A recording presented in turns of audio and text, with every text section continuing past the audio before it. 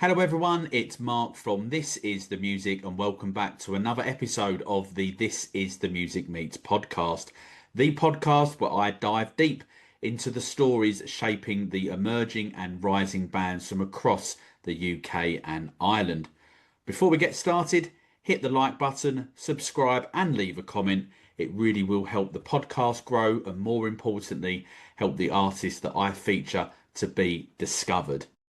This week's guests are one of the most exciting bands coming out of Liverpool right now, and I'm absolutely delighted to be joined by Mason and Anthony from the Kowloons. Fellas, thanks very much for coming on and joining me today on episode 177 of the podcast. How you both doing? All good. Thank you, Mark. Thanks for having us. No, brilliant. And obviously, I understand that you're currently in the studio working away on some new music, I believe. Yeah, the next release. We can't say too much about it, but it's going well. Yeah, we're in day three. Yeah, day three. So we're just getting going now, like, it's good. Brilliant, great stuff. Well, I'm sure I'm one of many that will be excited to hear, the fruits of your labour, so to speak, when it's when the time is right from this session. But for kind of like anyone that is maybe discovering the Kowloons for the first time through this podcast, sort of who are you and kind of like what's the story behind the band? Yeah, so I don't know. It's hard to like sum it up in one soundbite, but it's been a long journey for us. I think it started when me and Steve were kids. So we were obsessed with music. Obviously, discovering bands like the Beatles, massively influential. Started playing our instruments maybe about 10 or 11. Started writing tunes at about 15, 16. And then maybe about 4 years ago, we met Mason. Yeah, about right. Yeah. So we started jamming together, coming up with ideas, getting into the studio. We've just kind of been slowly building. And we're at a point now where, we've got like a decent body of work out on Spotify. We've got kind of a bit of a team behind us, record label, manager. So yeah, I think as well, to go back to it, we just had like a jam in there house, me and the tips, and just felt right. And then we didn't really do much for ages. We were practicing in some fella's back garden in Southport for a year. Yeah, not much happened, and then we it's all about the we weren't in a rush to like get out there. We kind of understand the importance of like staying in the shadows and kind of honing your craft a bit. That's it, yeah. And then I think sort of like tunes popped up and I thought, oh, this could be all right, this. And then a few members left and joined, and then we sort of got our backbone and then went from there, yeah. So that's been like 2.5 years now. We've had a consistent lineup and it's been just growing and growing since then, really, yeah. Yeah, sure. So obviously you've started, first released music back in 2021. Obviously, we're just saying there, Mason, about the sort of lineup maybe over the last sort of 2.5 years, that, where you are now. And obviously things seem to be sort of moving very quickly for the Kowloons. So was it that sort of like 2.5 years ago, perhaps, that you sort of thought, do you know what, we're on to something here with what we're doing? Or did it come before then, or is that moment not come yet? To be honest, nothing changed, did it? Like I think from day one, we've had the right mindset and we've had the right songs. I think it was just perfect timing. It's never been like, yeah, this is happening. It's sort of been like, just this is better than the last one, and then the next tune, that's better than the last one. And we're still in that now. So like the tunes we're recording now are going to be better than how they are. So it's like, so that it's hopefully always going to be that way. So yeah. Yeah, sure, definitely. And you just mentioning Hallelujah there. That was obviously your new EP, which came out back in April. It's absolutely fantastic. What does this release sort of represent for you as a band? I think for me, it represents a bit of like a step up in the songwriting and how we kind of present ourselves to the world. A bit more mature, and then I think the songwriting's more mature. It's more like purposeful. I think we're like there's little moments in the song where it's like, I don't know, just it's hard to put it into words. Yeah, I just feel like we've had like a big spurt of growth. More thought out. Like, don't get me wrong, like Can We Go Faster's just unbelievable tune, but at the same time, that's just happened. Like, never thought about it. Yeah. We were like messing about, like, come up with a solo, and that was it. Done. Like, Yeah, to be honest, it's all instinctive. Like, we're not trying to like puppeteer anything. It just happened. yeah, like, we never sat there and had a chat and said, "That's that's right, mature." It's just natural. Come in, and we were like, Yeah, that happens, doesn't it? and then what I do like about it, I always get mixed up what song it was, but we sat in the studio, number 4 facing us, and our song basically got changed about what song is this? Hallelujah, wasn't it? Yeah, So we had, it was like the verse used to be the chorus or something like that. It all got muddled up. We didn't have words, so then we all sat around with these weird books that Alex had. It was like poetry books, Beatles books, and we were just picking out random words. and it just went, things luck was on our side, and we just ended up on a roll. And then like someone would chip in with something, and it was just a boss moment. George it was really good. And I think that song kind of represents the EP really well, because it's quite academic and big, and it's a bit like, The Killers, or a bit like an American vibe. But yeah, I think the EP as a whole is just, it represents where we're at right now. But I think the next one's going to be like, I think it's out there, so I think it'll kind of blow people out the water a little bit. Yeah, that's my sort of about it. I mean, to be fair, listening to you there, that's just blown my mind how a particular song came together, Hallelujah came together. When you went in to record the like Hallelujah, was it always going to be an EP, or did that just sort of happen quite naturally in terms of you was in there and you just had more ideas coming together, or stuff sort of just seemed to fit together, so to speak? Yeah, it was predetermined that it was going to be an EP. Yeah. It was paid for on market. Yeah, that's a big. But I don't think we'd be going in the studio doing like a single. No. Where we're at now, do you know what I mean? It's going to be an EP. Yeah, we're at the point where it's like we want to get these little bodies of work out, so it's like we can show people what we're about. I feel like with a single, you're so limited, aren't you, with what you can get across. So yeah, for us now, it's about building a body of work, and then soon it'll be bigger bodies of work. So yeah, and I guess as well, sometimes with what you're just saying there, Anthony, about like singles, that you can put one out and then by the following week, some people have forgotten about it. They're not necessarily listening to again. Whereas if you have got that body of work, it's it's something obviously that you can, as a listener, you can really get stuck into. Yeah, 100%. And as well, it sort of like tells a little story. The only thing with the last EP was Roll Up wasn't like the other 3, but I think we sort of like. I think the thing that ties that EP together is just that each song is like indescribably a Kowloons song. It's not like all the songs tell a similar story and it follows a certain like concept. Yeah, but I feel like that's what defines us as a band, is we can't be pinned to one sound. Like, not to like blow smoke up or an artist, but like masterful song writing and like crafting the songs. That's what makes it a Kowloon song. Yeah. It's not, the sound being tied together. It's us as people and what we put into the tunes. Yeah, definitely. Yeah, I totally understand with what you're coming, because you can, if you were putting it on, or if you're listening to it on Spotify and it just, whatever song it was came on, you would know instinctively, as you're saying, that is a Kowloon song straight away. So yeah, definitely understand where you're coming from on that there. If you were recommend, it's really difficult as an artist to do that, because I guess I wouldn't say you get protective, but clearly all the songs that you've put out, you've put them out for a reason, because clearly you like them. But if you were sort of recommending to someone who could only listen to one song from Hallelujah, which one should they choose and why? Or would you say we've got all these other songs as well, go and check out our, select one from the back catalogue?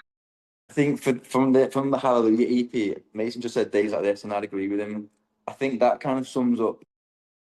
That ties them together. If any of them does, that's got a bit from each of them put in it. Yeah, and I think that's got the greatest like essence of us, like the harmonies, the kind of nostalgic 60s, 70s throwback, the nice little 60s beat. I think everyone's parts shine. Mason's got some great guitar parts. Steve's vocals are like really strong. The lyrics are, I think, really strong. Yeah, just a great tune. That's got the best moments in. Yeah, I agree. Yeah. And the music video's good as well. So Yeah. give that a watch if you're not seen it. Yeah. You got to give a plug for that, right? Get over to Yeah. YouTube and check it out. Yeah. And kind of like with the EP, I know you sort of just mentioned previously about Hallelujah in terms of, you're going through like books of poetry and sort of like the Beatles sort of references and stuff like that. But did the EP sort of teach you any, or not, I don't know if that's the right word, but that's what we'll go with anyway, but teach you sort of anything about yourselves as songwriters, about how you went about the process and not just obviously the songwriting, but, bringing the rest of the Yeah, music I together? think definitely as well. Like I sort of took the lead on the Hallelujah thing a bit. So I think it taught them a bit that I can have a go with it because they're the songwriters. So Yeah, I think it was honestly probably one of the most like important learning experiences because it was like me and Steve could learn to trust everyone with chipping in with the songwriting. yeah, Because it's with songwriting, it's such a vulnerable thing where it feels like you want to protect that little thing from the world that you can't let anyone in. But realistically, like, Mason, Bobby, they're our brothers as well. So it's like everyone can be in on this thing that is the songwriting. So, but even like production and stuff, I think we learned a lot. And we learned how to create space within the tracks. And I'd say a big learning curve. Like not learning, but like we know we can do it. So there's a track called "She Keeps Me Warm," and it's bad. Like, but we basically come in with nothing for it.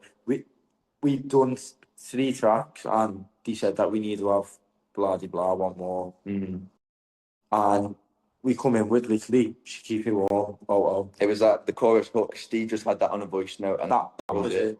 So we had So basically, within like a day, we've built the tune. built, writ, recorded a whole tune, and it was like, knowing we can do that now is like, Yeah, it gave us such a sense of confidence. Yeah. Where it's like we could go into the studio with nothing written and we'd come out with some great soundtracks. Yeah. So, obviously we don't recommend that kid, but we can do it. especially if you're paying out your own pocket. Yeah, definitely. Yeah. Did you kind of like, I guess that's kind of like a quite pressured in some ways having to do it like that. Did you sort of enjoy that element Yeah. of it? I guess a different approach. See, it's like the different people in the band, so I'm sort of like not really that bothered, but I would get on with it. Him and Steve were like, oh, a bit panicked. Yeah. But the balance helps because their panic coming to me and my calmness coming to them. So Yeah. it worked its way out. Like, But I think there's something to be said about like having that pressure. yeah, Because if it's too relaxed, it's almost, I don't know, just having that pressure where it's like, oh my God, we need a song. Yeah. It unlocks a different part of you. and now if push comes to shove, it'd be 3 out of 4 of us favourite tune on the EP, which is great. You know what I mean? Like it's a good little story for that tune. Yeah. And as well, we played it live. Yeah, the response to that live has been phenomenal. Madness. We proper didn't expect it. It's been really good live, but Yeah, really good. yeah, have it.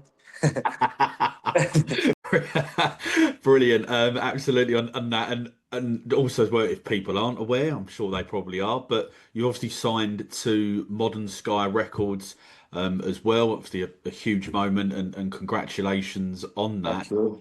What was it about them that you wanted to go and sign with them?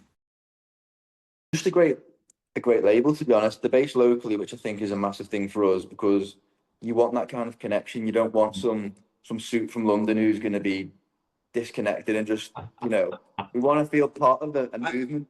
I think there's a time and a place as a band when that happens. But for where we are now, and we look at bands like Red Rum Club and like just trying and say like Jamie Webster, like the level that they've helped them with. Obviously, that comes down to talent and what I've not. But you just look at them and they're just doing great, and it's great for the city, let alone regardless of what the music's doing. It's great for the city to have that. And then there's Keyside as well, who were doing really well. So what happened was we met Dave, Pitchy, and it was just how much he was into the tunes more than. Yeah, that was a massive thing, just meeting Dave and Max and feeling connected to them, knowing that they believed in the tune. That means more than what anyone can do for it. They were into our tunes, they can help us, we can help them. It's a no-brainer really, and it was just, I don't know, we have a good relationship with them and things are going well. Yeah. Yeah, and do you feel maybe like more pressure now being signed to a label? Because obviously before you were doing this all, independently, DIY. So is there more of a pressure now to? I don't think we feel the pressure, to be I honest. think it's like feeling pressure, but it's also just like we. I remember being in the group chat like when we signed the contract, being like, the hard work starts now. Like it's not like Yeah, I think we've always got the right mindset. We're never going to be like, yeah. oh, we've done it. We're so hungry and passionate. It's like, I but do remember.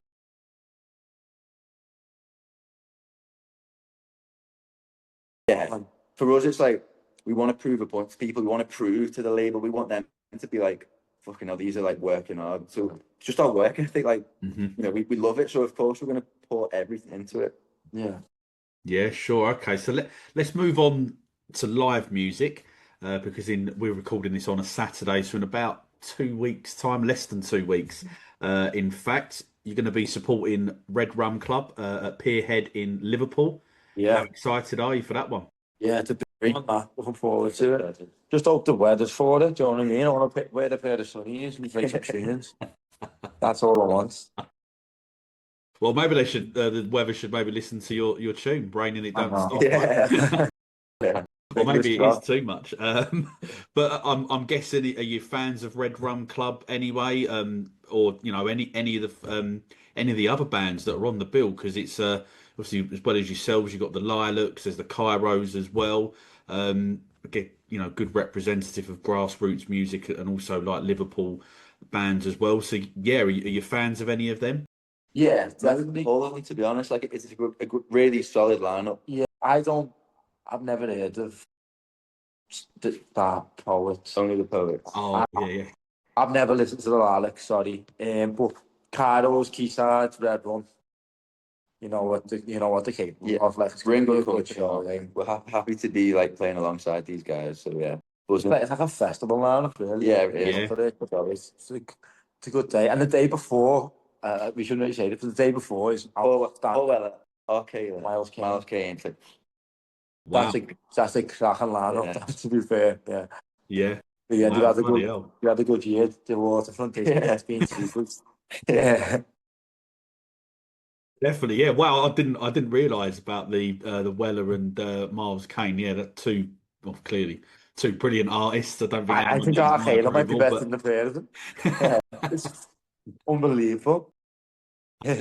brilliant. And sort of sticking as well with that live music theme, because you obviously opened the Manny tribute gig in Manchester.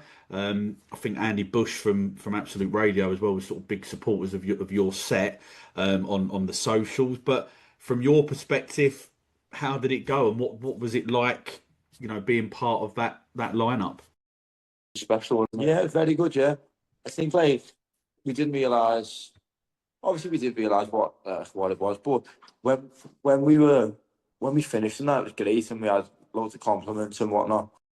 And then when we went out, there was this quartet on, like doing just playing violin, sax, and Stone Roses. And when everyone was like singing that, you're Yeah. like this is just for a bass player from Manchester. You're like, it shows how much he meant to people. Do you know what I mean? Yeah. And it's I don't think we've ever told this story, like, but all our mates know, obviously, but we'll tell you it. So, about a year and a half ago, Can We Go Faster was out. yeah, I think it was when Yeah. the music video came out. yeah, so I got a message request of someone called Congress O'Reilly. And I was like, what the fuck's this? Do you know what I mean? And it says, what's up, loving your thing, Manny, with a kiss on it. So I was like, fuck off, no chance. You know what I mean? Left it on red. And then he sent me like a wave emoji because I had messaged him back. And I was like, what's going on here? So I added him as a friend and it was Manny. So I was going, oh my God. So like, what's going on? So I'm texting like me dad going, oh my God, look at this. So it was him and we ended up becoming like pen pals, so to speak. And I'd send him tunes and we talk, just little conversations. He was So- dead supportive of the band. Very supportive, yeah. When a new song would come out, he'd be like dead encouraging, giving us Yeah, nice it was just really And But I think that speaks volumes about like Yeah, how he was as a person. yeah, definitely. He didn't have to take the time to message us, and If I wrote some of them bass players, I wouldn't have Facebook. You know what I mean? Let alone, like, it's incredible. But it was such a shame. But it felt like it, the yeah. message he's left on us is just so. And the maddest thing of all, we got asked to play that gig, and no one who asked us to play knew about that. So it Wow. was just a real coincidence, you know what I mean? But it was great, and Damon Michella's done a great job. Hats off to him. Yeah, he's a great bass player as well, isn't he? Obviously, Yeah, colour scene, obviously Ashcroft Yeah. as well these days.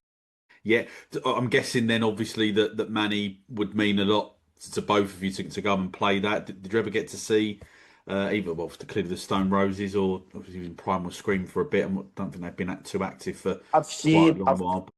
I'm lucky enough to have seen both of them, yeah. I seen the last ever Stone Roses gig at Hamden, and I seen Primal Scream Glastonbury 2019.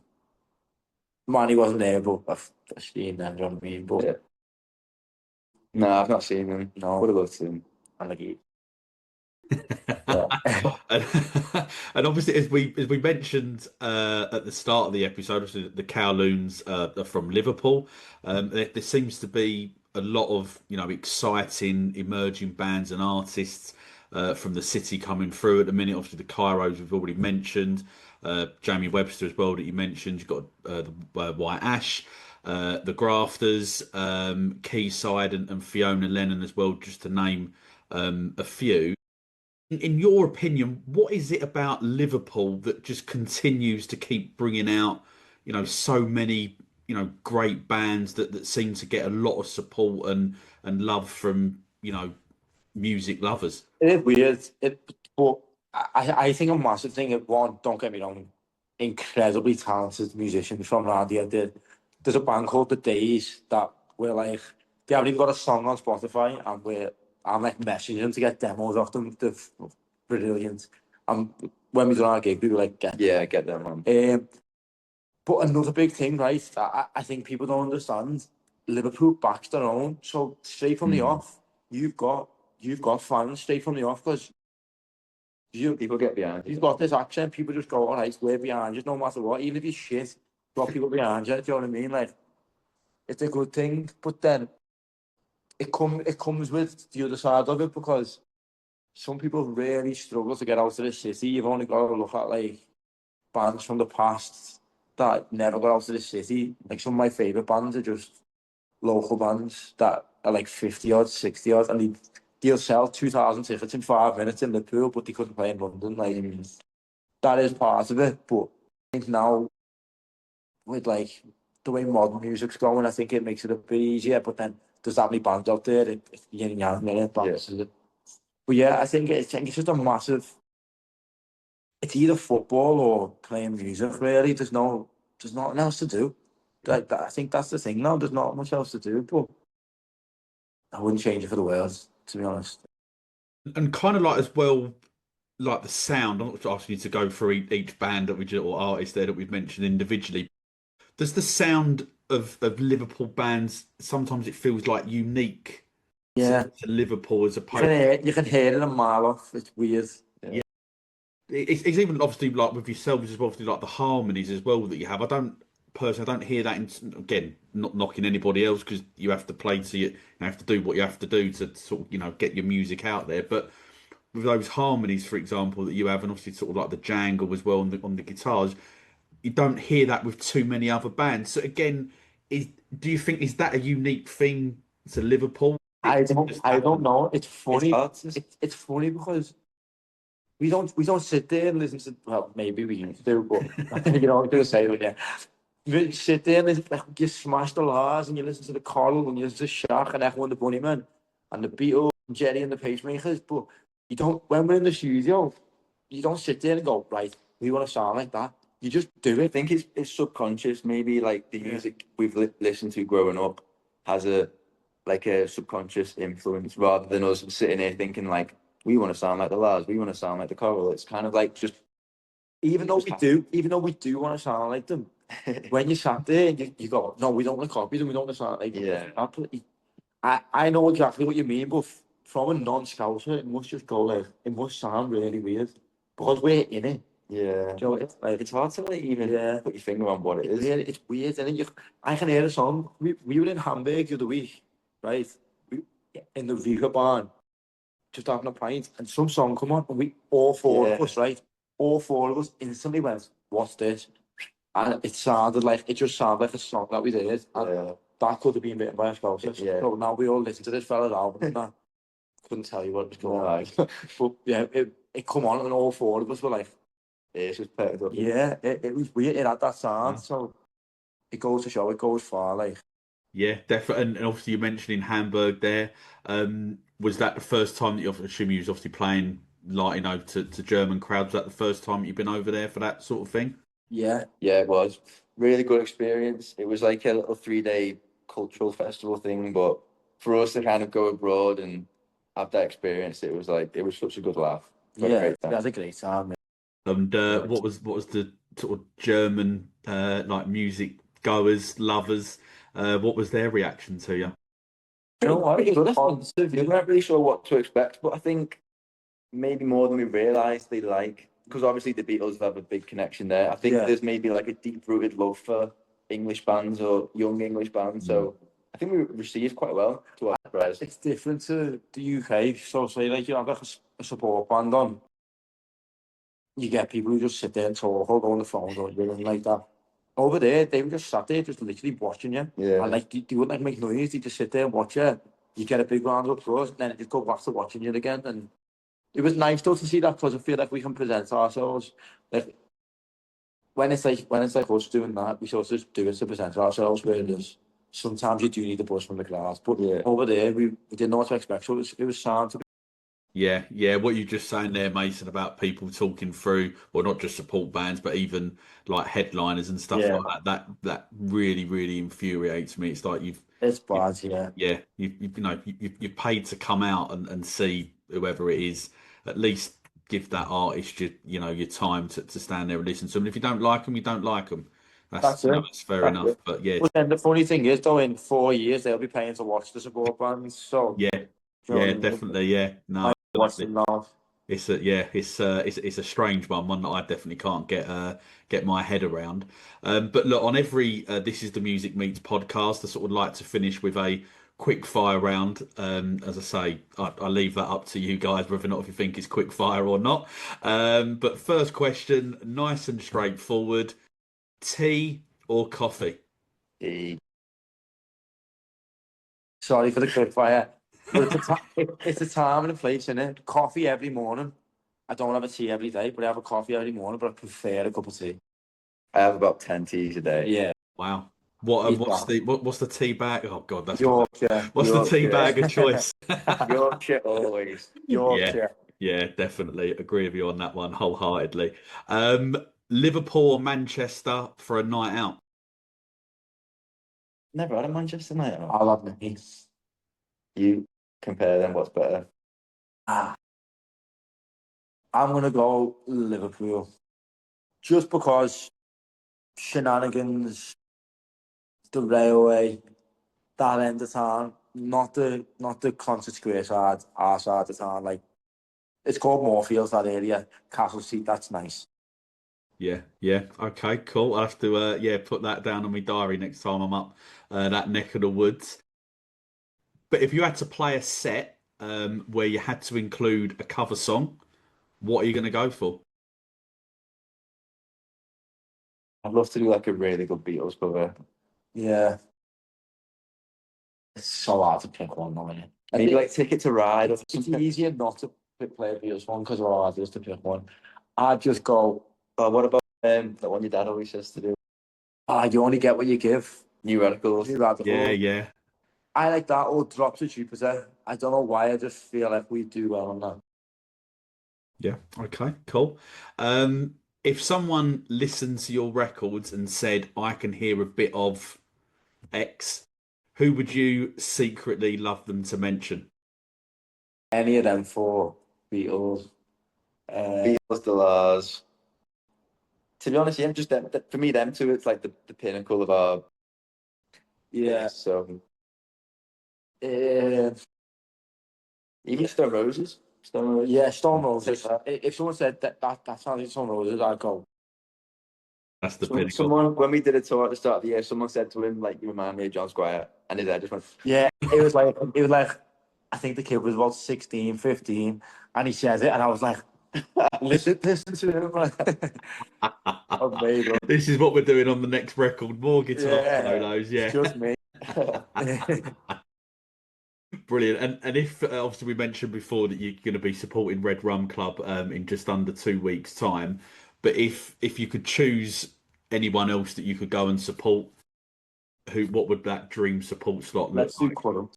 Let's do Kowloons. Yeah. For me, I'd go for Ocean Colour Scene. Yeah. I think they're like just one of the giants from the 90s, and I'd love to get on the bill with them. I want to play it like half subtle, not subtle, but DMAs. For like 2 or 3 years, they're my favourite band in the world when they had them. And then he supports Everton. He's got a blue staff, you know what I mean? He's great. And where do you want the Kowloons to be this time next year? Are you a band that even have objectives that you want to achieve, or not?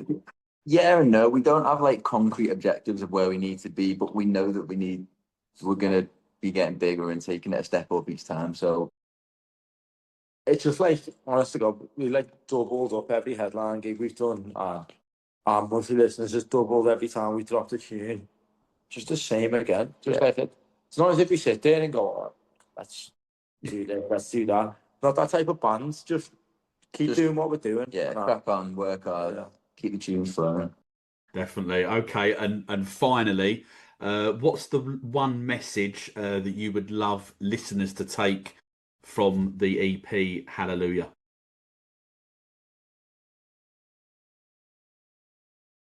It's hard. Wait till you hear the next one. Yeah, we'll go with that.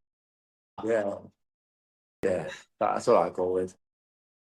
Brilliant. Great. Look, Anthony and Mason, thanks very much for coming on the This Is The Music Meets podcast, episode number 177. Really appreciate you giving up a bit of your Saturday morning there whilst you are working away in the studio, and obviously sharing the Kowloons story as well. But just before I let you go, can you let the This Is The Music listeners know the social media platforms that they can find you on? Everywhere. Insta, TikTok, Twitter, YouTube, Facebook, email, whatever you want. Yeah, the Kowloons. Brilliant. Look, we'll put those links in the episode bio to let people come and check you out, as well as the YouTube video as well for the video as well that we mentioned earlier on. Look, thanks again for coming on. Good luck with the rest of the recording that you're doing, and obviously the Red Rum gig as well. And I look forward to catching up with you all at some point in the near future. Thanks for having us.